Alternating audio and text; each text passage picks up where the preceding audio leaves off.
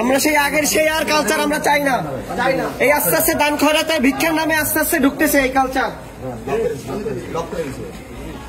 আজকে ফিল্টার ঢুকবে আর কয়েকদিন পরে অস্ত্র ঢোকা শুরু করবে। ফিল্টারই একসময় অস্ত্র হয়ে যাবে। দেখেন শিবিরে